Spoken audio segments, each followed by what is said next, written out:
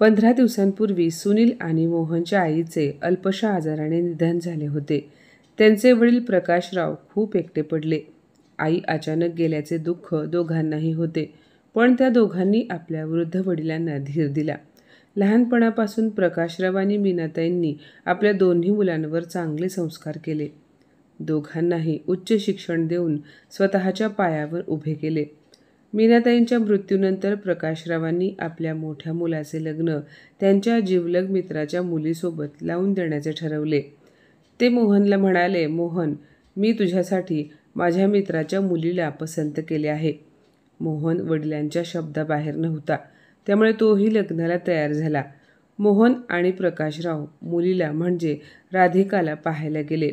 राधिकाच्या आईवडिलांना मोहन जावई म्हणून पसंत होताच, पण राधिकाला देखील मोहन आवडला आणि मग शुभमुहूर्त पाहून दोघांचे लग्न झाले. राधिका सासरी आली आणि तिने घराची जबाबदारी उचलली. सासरी आल्यावर तिने सासऱ्याला वडील तर दिराला धाकटा भाऊ मानून संसाराला सुरुवात केली. दिवस आनंदात जात होते, पण एके दिवशी प्रकाशरावांचे एका नातेवाईकाच्या लग्नाला जात असताना अपघाती निधन झाले. बाबा असे अचानक गेल्यामुळे दोन्ही भावंडांना धक्का बसला. राधिका तर खूप रडली. दिवस सरत होते.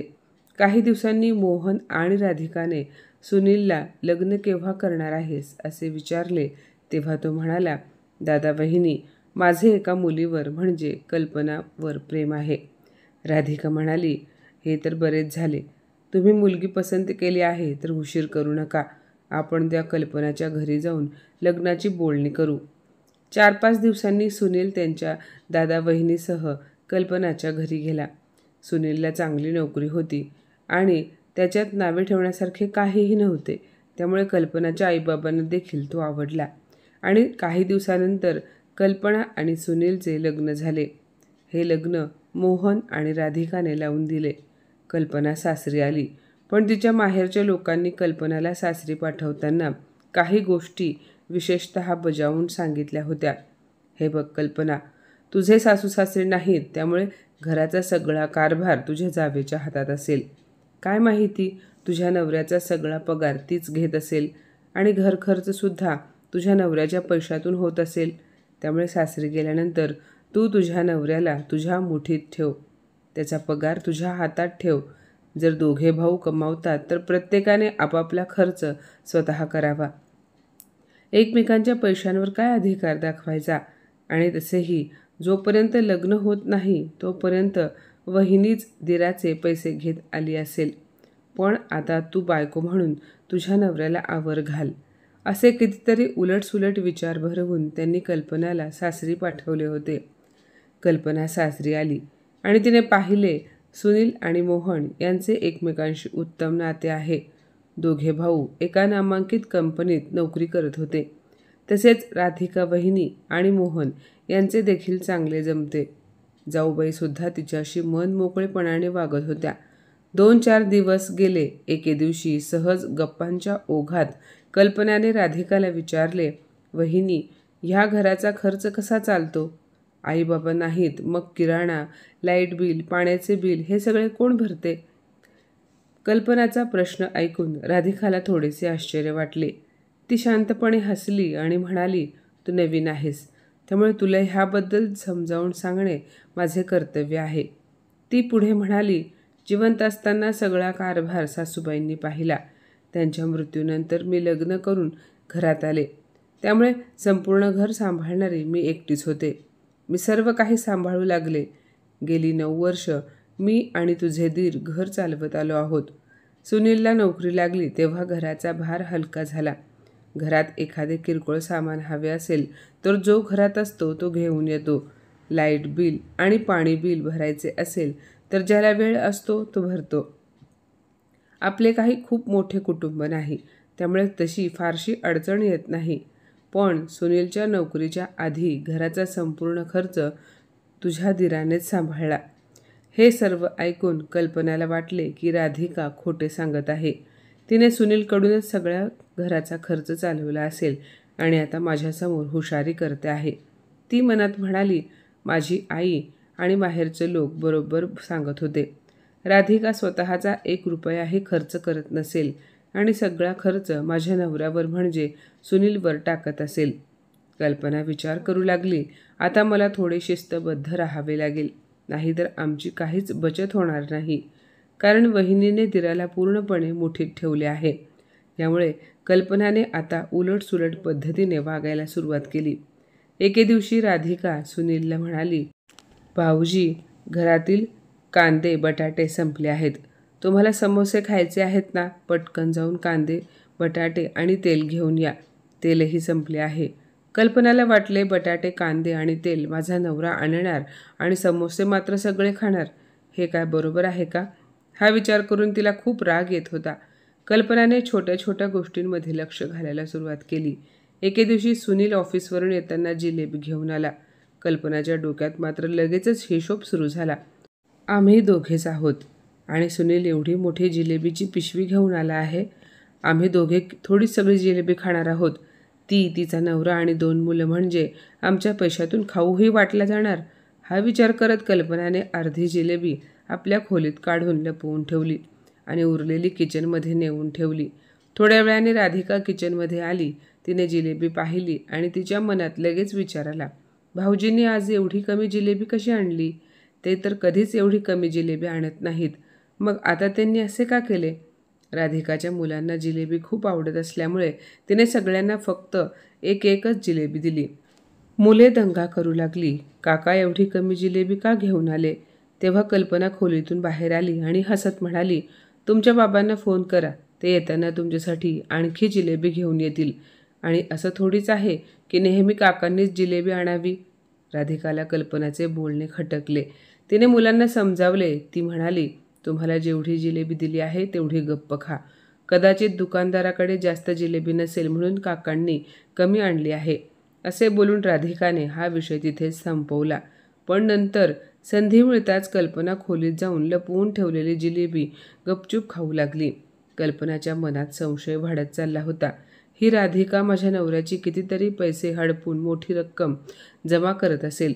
त्यानंतर महिना अखेर जेव्हा लाईट बिल आले तेव्हा कल्पनाने सुनीलकडून लाईट बिलाची पावती घेतली आणि तिच्या दिराकडे नेऊन दिली आणि म्हणाली, भाऊजी, तुम्ही एवढे लाईट बिल भरा. हे पाहून राधिका चकित झाली. तिला समजले की कल्पनाला असे वाटत आहे की सगळा घरखर्च तिचा नवरा एकटाच करतो. पण प्रत्यक्षात तसे काहीही नव्हते. कल्पनाला खरे तर हे अजिबात माहितीच नव्हते की कोण काय खर्च करत आहे.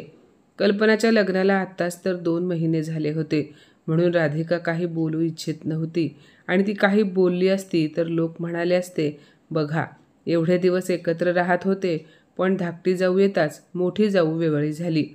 कल्पनाला वाटत होते की तिचा नवरा सुनील हा मोहनपेक्षा जास्त पैसे कमावतो आणि तिच्या दिराची कमाई तुलनेने कमी आहे. त्यामुळे राधिका तिचा सगळा खर्च सुनीलवर टाकते. वटपौर्णिमेला सुनील कल्पनासाठी सोन्याचा राणीहार घेऊन आला होता, तर मोहन राधिकासाठी फक्त 1 गजरा घेऊन आला होता. तो तिला गजरा घालत असताना कल्पना मनोमन गर्वाने फुगली. मनात म्हणाली, काय एकेकाचे नशीब असते. माझा नवरा मला सोन्याचा राणीहार घालतोय आणि मोठ्या दिराने त्याच्या बायकोसाठी 5 रुपयाचा गजरा आणला आहे.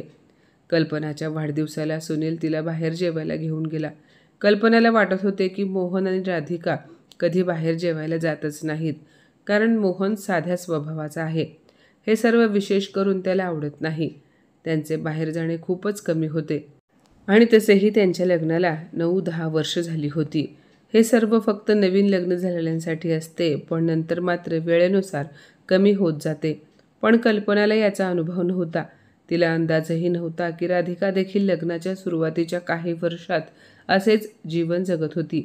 मात्र काळानुसार सर्व काही बदलत जाते हे ती समजून घेत नव्हती.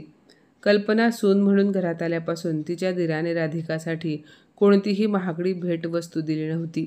जावेच्या वाढदिवसाला दिराने फक्त तिच्या आवडीचे मोतीचूर लाडू आणले होते.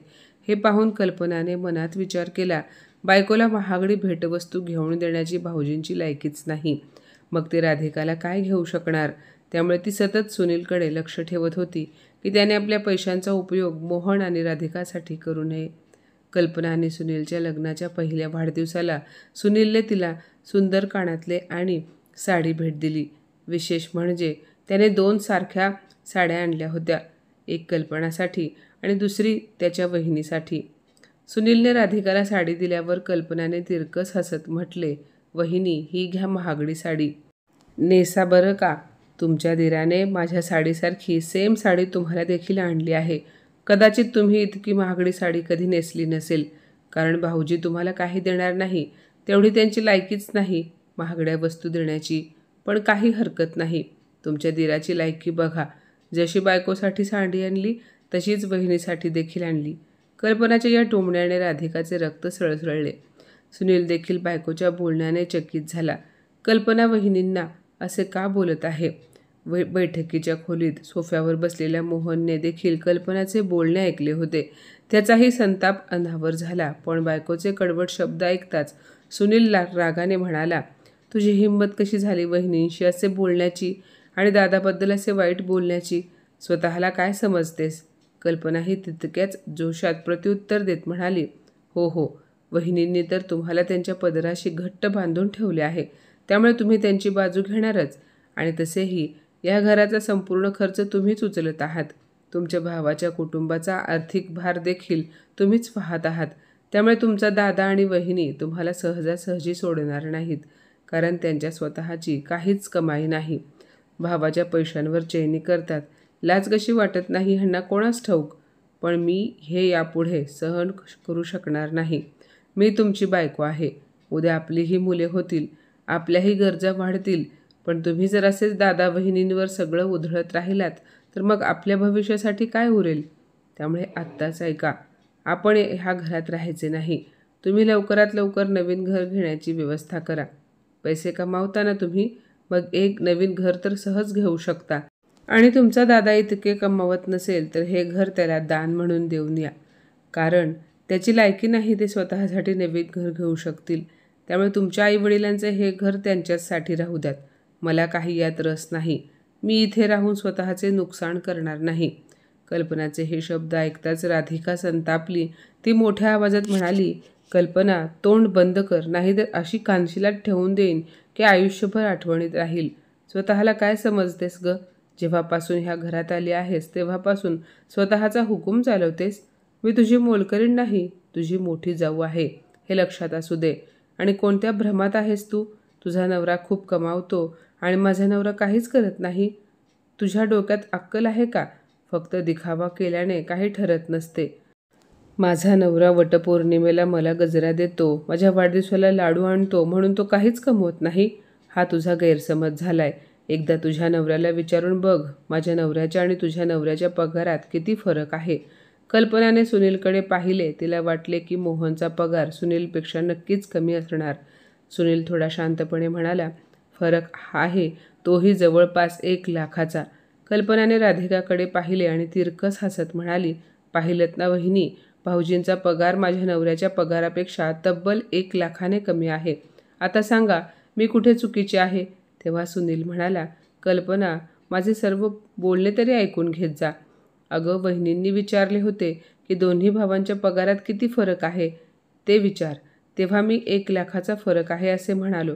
पण मी असे म्हटले नाही की दादाचा पगार माझ्या पगारापेक्षा 1 लाखाने कमी आहे. फक्त आमच्या दोघांच्या पगारामध्ये 1 लाखाचा फरक आहे. प्रत्यक्षात माझा पगार दादाच्या पगारापेक्षा 1 लाखाने कमी आहे. हे ऐकून कल्पनाला मोठा धक्का बसला. ती चकित होऊन म्हणाली, तुम्ही काय बोलताय? तुमचा पगार भाऊजींच्या पगारापेक्षा कमी आहे? हे कसे शक्य आहे?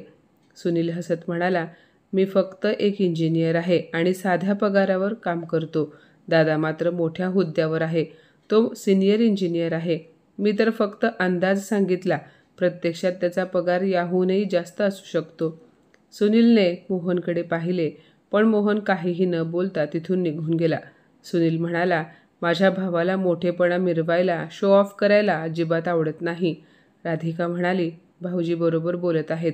माझा नवरा कोणत्याही गोष्टीचा कधीच दिखावा करत नाही. तुझा नवरा तुला सतत भेटवस्तू देतो आणि तुझ्यावर उधळपट्टी करतो, कारण अजून तुमच्या संसाराला आता कुठे सुरुवात झाली आहे. पण माझ्या लग्नाला 10 वर्ष झाली आहेत. तुला वाटते का की माझा नवरा बेरोजगार आहे? त्याने मला कधी भेटवस्तू दिल्या नसतील. आता देऊ शकत नाही म्हणजे याचा अर्थ तो काही कमवत नाही असा होतो का? राधिकाने कल्पनाचा हात धरला आणि तिला तिच्या खोलीत घेऊन गेली आणि कपाटाचे लॉकर उघडले आणि एक एक करून सगळे दागिने बाहेर काढले. कल्पना डोळ्यासमोरचे तेजस्वी चमकणारे दागिने पाहून स्तब्ध झाली. हे बघ, हे सगळे सोन्याचे दागिने तुला मिळवायला किमान 15 वर्ष लागतील. त्यानंतर सुद्धा तू माझी बरोबरी करू शकणार नाहीस, कारण तोपर्यंत मी अजून पुढे गेलेली असेल. पण तुझ्या या घमेंडीचे काय होईल? विचार कर. कल्पनाचे डोके सुन्न झाले. तिच्याकडे राधिकाच्या दागिन्यांचा चौथा भाग सुद्धा नव्हता. राधिका पुढे म्हणाली, हेच नाही, अजून हे बघ. असे बोलून तिने तिचे दुसरे कपाट उघडले तर त्या कपाटात महागड्या साड्यांचा खच पडला होता. एकापेक्षा एक महागड्या साड्या पाहून कल्पना आश्चर्यचकित झाली. राधिका गालातल्या गालात हसली आणि म्हणाली, माझा गरीब बिचारा नवरा मला काहीच देऊ शकत नाही ना, मग या साड्या कुठून आल्या? या साड्यांपैकी अर्ध्यापेक्षा जास्त साड्या तुझ्या लग्नानंतर घेतलेल्या आहेत. मला तुझ्यासारख्या दिखावा करण्याची गरज नाही, म्हणून मी तुला कधी दाखवल्या नाहीत. ज्या 5 साड्या तू बघते आहेस ना, त्या 10,000 रुपयांपेक्षा महाग आहेत. आणि ही नवीन साडी बघत आहेस ना, ती तर मी अजून नेसलेली देखील नाही. ही साडी 15,000ची आहे आणि मी ती परवाच घेतली आहे. आणि हो, तुझ्या माहितीसाठी अजून एक गोष्ट सांगते. तुला माहिती आहे का, तुझ्या गरीब दिराने आपल्या मुलांना कोणत्या शाळेत घातले आहे? या शहरातील सर्वात महागड्या इंटरनॅशनल स्कूलमध्ये. माझ्या एका मुलाच्या शाळेची फी महिन्याला 25,000 ते 30,000 रुपये आहे. यावरून अंदाज लाव तुझा दीर किती गरीब आहे. मुलांच्या शाळेच्या फीचे प्रमाण ऐकून कल्पना अवाक झाली. तिचे डोळे मोठे झाले. राधिका पुढे म्हणाली, आणि हो, तू काय म्हणत होतीस? मोहनची स्वतः घर घेण्याची लायकी नाही म्हणून तू हे घर आम्हाला दान देणार आहेस का? अगं, तू कोणत्या भ्रमात जगतेस? तुला काही कळतं तरी का? आणि कळत असेल तर तुझ्या नवऱ्याला जाऊन विचार. पण बोलण्याआधी थोडेसे डोके वापर. मी आजपर्यंत तुझ्यापासून वेगळे राहिले नाही, फक्त हा विचार करून की लोक काय म्हणतील. पण ज्या दिवशी मी वेगळे राहायचे ठरवले असते, त्या दिवशी मी ह्या घरातून बाहेर पडले नसते, तर उलट तुलाच या घरातून बाहेर जावे लागले असते. तू हे घर मला दान म्हणून देणार आहेस ना? मग ऐक, हे घर माझे स्वतःचे आहे. तू ज्या घरात राहतेस त्याबद्दल तुला काही माहिती तरी आहे का? हे घर तुझ्या दिराने घेतले, तेही स्वतःच्या मेहनतीच्या पैशांनी. आणि हो, हे घर माझ्या नावावर आहे. हे ऐकून कल्पना आश्चर्यचकित झाली. ती सुनीलकडे पाहू लागली. तो म्हणाला, हो, हे वहिनींचे घर आहे. आम्ही सुरुवातीपासून इथे राहत आहोत, पण वहिनींनी कधीच हे जाणवू दिले नाही की हे घर त्यांचे आहे. राधिका ठाम स्वरात म्हणाली, तुझ्या पायाखालची जमीन सरकली ना? ज्या आलिशान घरात तू राहत आहेस आणि जे तू आम्हालाच दान देण्याचा विचार करत आहेस, ते घर आम्ही स्वतःच्या पैशांनी खरेदी केले आहे. तुझ्या सततच्या टोमण्यांची सहनशक्ती आता संपली आहे. त्यामुळे आता माझ्या घरातून बाहेर निघ, कारण मी तुला इथे सहन करू शकत नाही. कल्पना अजूनही हैराण होती. ती संतापून म्हणाली, हे घर तुमचे कसे असू शकते? तुम्ही काहीतरी फसवाफसवी करून हे घर स्वतःच्या नावावर केले असेल, कारण हे घर तर मामांजीचे आहे.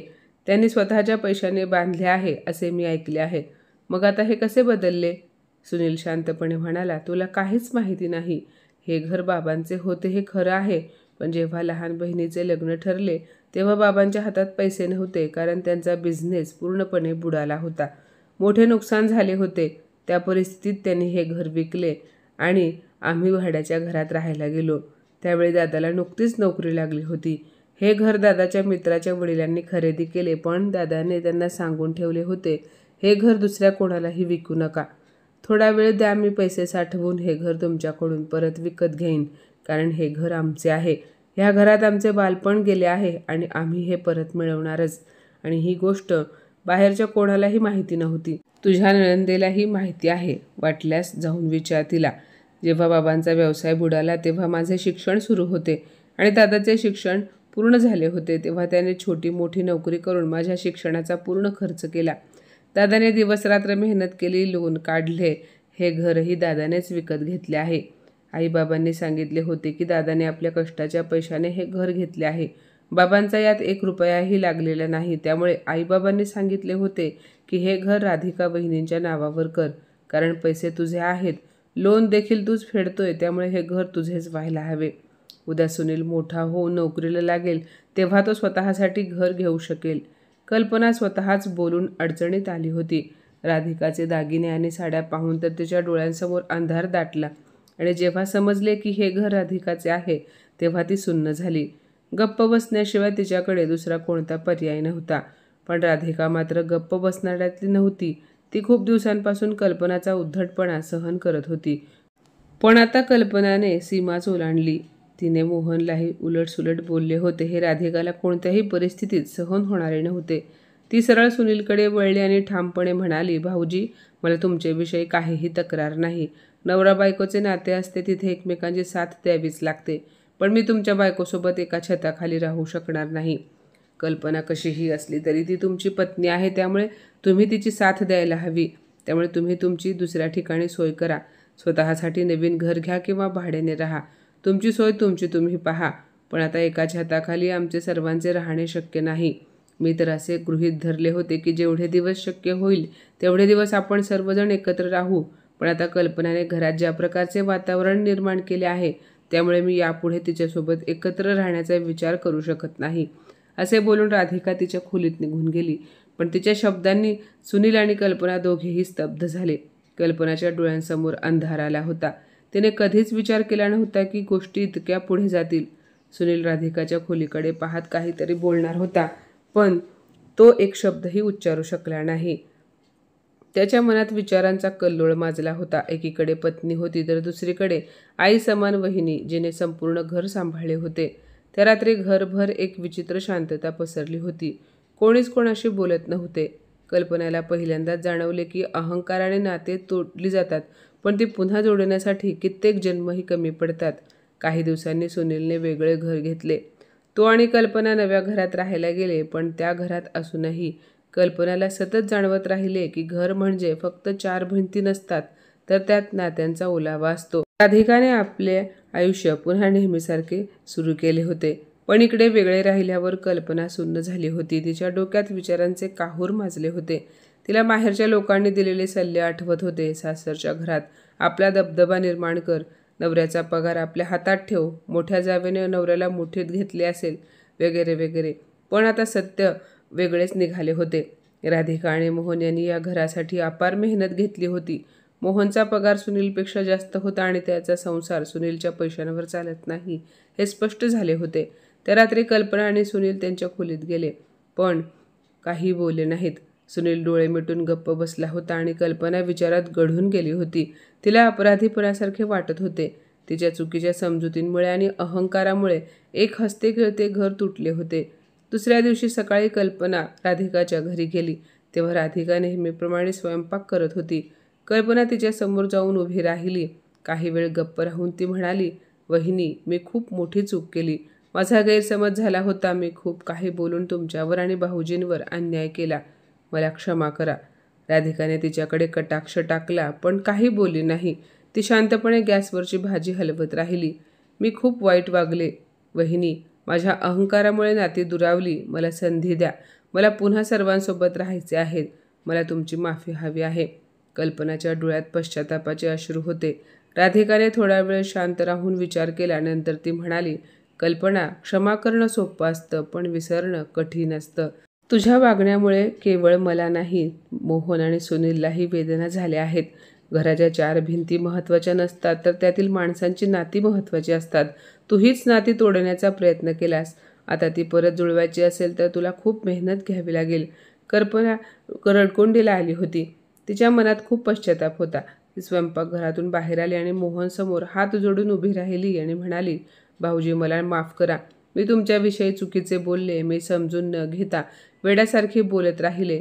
मोहनने एक दीर्घ श्वास घेतला आणि शांतपणे म्हणाला, कल्पना, माफी मागणे सोपे असते, पण त्याचा अर्थ तुला तुझी चूक उमगली असा होतो. पण मी तुला माफ करतो, पण तू जे काही बोललीस ते विसरण्यासारखे नाही. तू स्वतःच्या चुका सुधाराव्या इतकंच मला वाटतं. तेवढ्यात राधिका तिथे आली आणि म्हणाली, आम्ही दोघेही तुला माफ करू, पण यापुढे आपण वेगळे राहिलेलेच बरे आहे. जावेचे बोलणे ऐकून कल्पना नाराज झाली.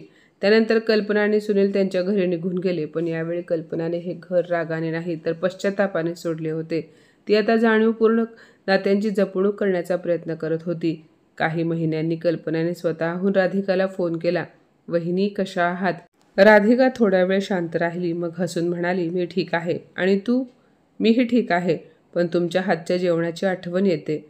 कल्पना हसत म्हणाली, कधीही या. माझ्या हातच्या स्वयंपाकाची चव अजून बदललेली नाही. राधिकाही हसली.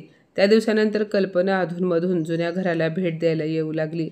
पहिल्यासारखे जरी काहीच झाले नसले तरी एक नवीन समजुतीचे, विश्वासाचे आणि आदराचे नाते तयार होत होते. ही घटना कल्पनासाठी मोठा धडा ठरली. नात्यांचा आधार विश्वास आणि प्रेम असतो. पैशांवर आणि अहंकारावर नाती टिकत नाहीत.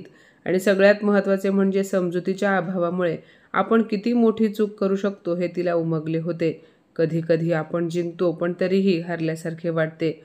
कल्पनाने ही सगळे गमावून एक नवीन धडा शिकला होता. तो म्हणजे नाती जपण्यासाठी अहंकार विसरावा लागतो. तर माझ्या मित्रमैत्रिणींनो, आजची ही कथा तुम्हाला कशी वाटली कमेंटमध्ये नक्की सांगा.